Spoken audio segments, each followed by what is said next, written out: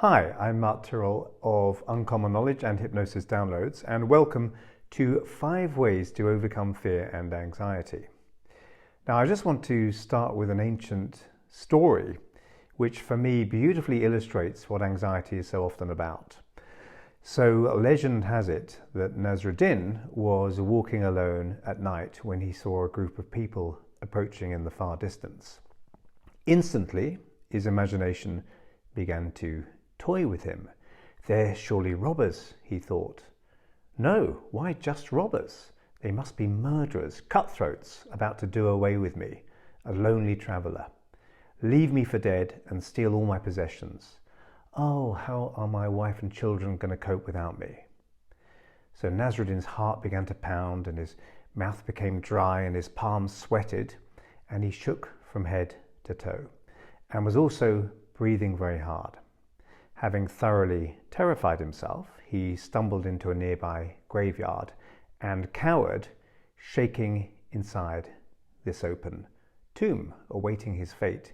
Meanwhile, the harmless strangers, worried by his dramatic behavior, approached him and looked him with concern down into the tomb. "What are you doing down there?" they asked him.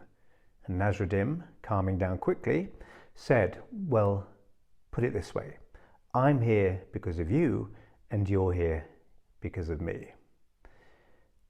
Now, imagination is a tool to be used, but how many people misuse it to torment themselves? So much of our fear is generated through the misuse of our imaginations. Imagination and emotionality are closely linked, and what we imagine can feel very real to us. As someone once said, to fear is one thing, to let fear grab you by the tail and swing you around is another. If you find yourself becoming overly fearful and or anxious, I want you to use the following steps to help you calm down and start to regain control. So, number 1 is remember that breathing is the short circuit for anxiety. I know that you hear a lot about deep breathing to help you relax and reduce anxiety, but bear with me. So research has found that breathing is the first thing to change up to an hour before someone even becomes aware that they're having an anxiety attack. Quicker, shallower breathing is the first trigger which puts all the other anxiety symptoms into action. So by controlling breathing, you control all the other anxiety symptoms as well. It may be boring to hear about brakes slowing down and stopping a car, but it's worth remembering nevertheless. But it's not just slow, deep breathing I want you to do. So remember, it's the out breath, the exhalation, that switches on the relaxation response and quickly puts the brakes on fear and anxiety. So if you purposely breathe out longer than you breathe in, your body has to calm right down, regardless of what tricks your imagination is playing on you.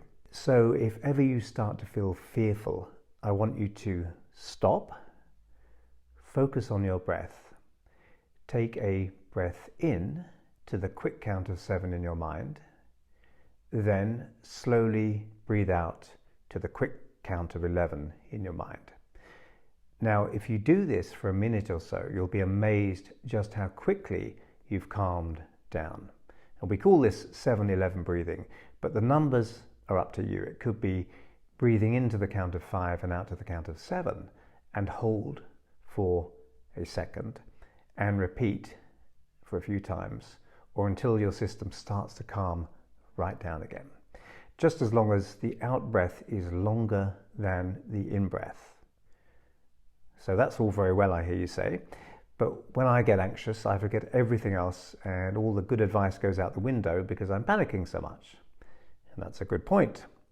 And this brings us to the second thing I want you to do, which is prepare ahead of time for peaceful performance.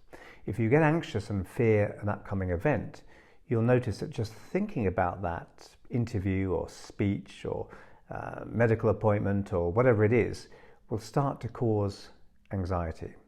So you might be thinking about next Wednesday's dental appointment and find yourself breathing much more quickly, or your palms getting moist, and you actually feel anxious just imagining that future thing. So this in turn is priming your body to become anxious in the actual situation itself. So there's a kind of vicious cycle. So if I feel anxious every time I imagine an upcoming situation or event, then I'm training myself to automatically feel anxious when the actual event happens. If I only imagine that soon-to-arrive event whilst feeling calm, when I actually experience the event, my unconscious mind will in effect say, we know how to be in this situation because we've been here before, albeit in my mind, and then I'll actually be automatically calmer in that situation. So really, a lot of people prepare wrongly for something in the future by feeling anxious whenever they imagine it, a kind of negative self-hypnosis. But you can do something different with what I've already told you here. You can change the association in your mind by simply breathing in that relaxed 7-11 way that I was talking about, whilst imagining the upcoming situation. So in this way, you're conditioning your body to associate that upcoming time with feeling calm. And when you feel calm, you feel confident. So when you find yourself thinking about the future event that you were before feeling nervous about, do 7-11 breathing whilst thinking about it. So one symptom of too much fear or anxiety is not being able to think clearly. And this happens because the emotional part of the brain hijacks the thinking part, so as to avoid, say, over-analysis getting in the way of running like bejesus from that lion that's chasing you. We don't want to be thinking too much or in too a nuanced a way during an emergency, so thinking shuts down. It's actually an adaptive response.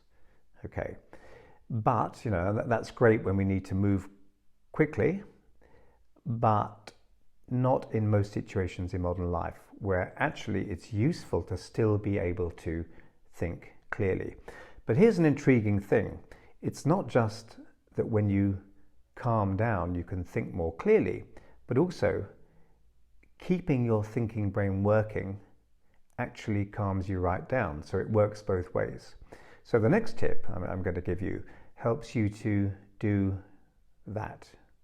So tip number 3 is use a different part of your brain whenever you start to feel anxious.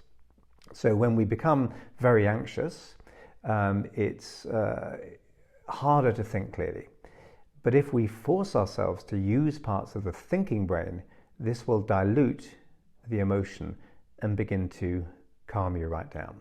So the easiest way to do this is with numbers. So you can scale your own fear from 1 to 10, 10 being the most terrified it's possible to ever be, and 1 being the ultimate relaxed state.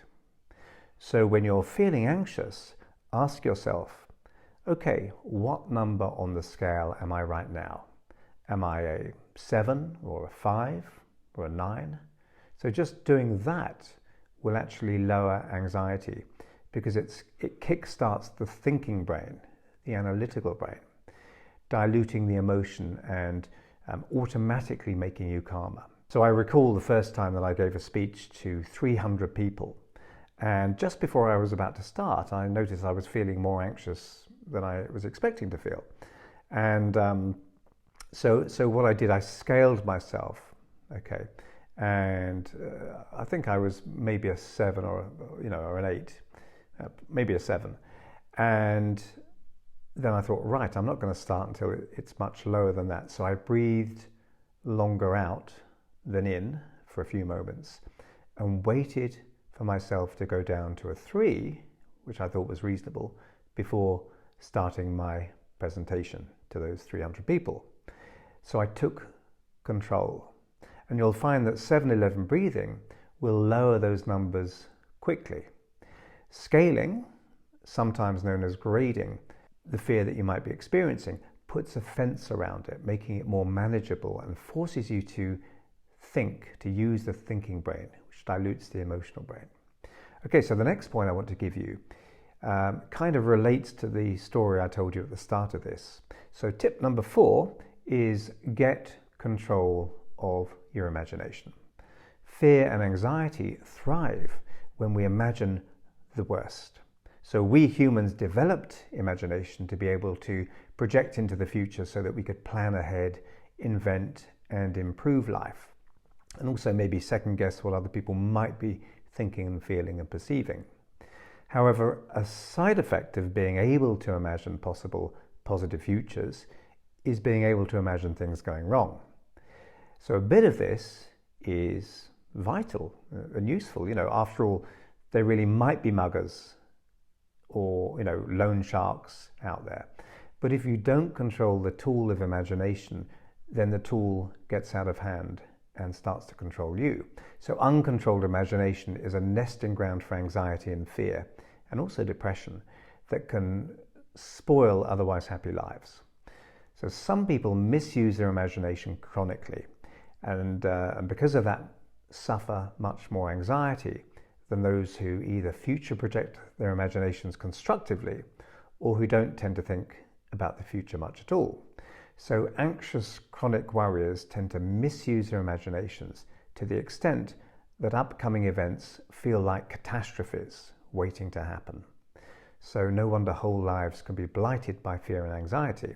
So one useful tool for imagination-driven anxiety is hypnosis.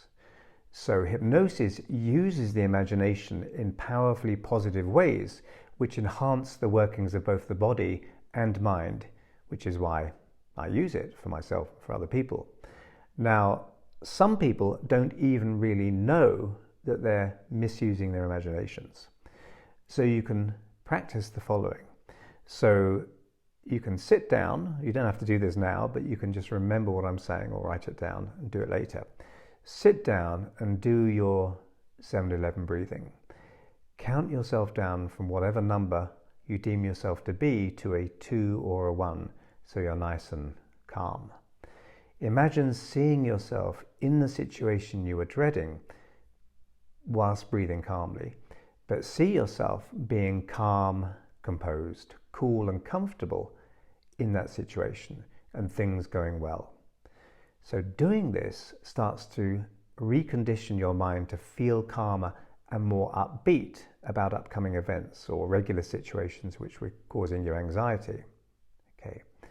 And you're priming your mind in the right way. You'll need to practice that one. It's not something that you'll do instantly, but it's a way of learning to use the tool of imagination for your own purposes rather than being used by the tool, so to speak. Okay. And lastly, you can use the aware technique, which is predicated on the fact that, many people feel that anxiety just happens to them. Okay. But we have much more control than we realize. So A in the aware technique stands for accept the anxiety. Just watch it. Don't try to fight it, because fight or flight technique, which happens when we get very anxious, if you're trying to fight the fight or flight response, it's more of the same. So just accept it. Don't try to fight it. Okay. The W stands for watch the anxiety. Just watch it, and when you notice it, scale your level of fear, as I was talking about earlier, and start to breathe longer out than you breathe in. The next A stands for act normally. So carry on talking or behaving as if nothing is different. Okay. That can be easier said than done, but that sends a powerful signal to your unconscious mind that its overdramatic response is actually not needed, because nothing that unusual is going on. Okay. It's like firefighters coming out and seeing that no emergency has happened, and so after a while, just checking around, they'll go back again to the fire station. The R stands for repeat the first steps in your mind if necessary. And finally, E stands for expect the best. One of the greatest feelings in life is a realization that you can control fear much more than you thought possible. So some people carry a little aware card in their pocket, and just to get out to remind them to use the aware technique whenever they need it. Overcoming excess fear and anxiety is going to give you the spare capacity to focus on what you really want to be able to do and to be in life. It takes some effort, but imagine the rewards. And if you want more powerful ways to overcome fear and anxiety, I've also produced a Beat Fear and Anxiety Hypnosis Pack over at hypnosisdownloads.com. And thanks for watching.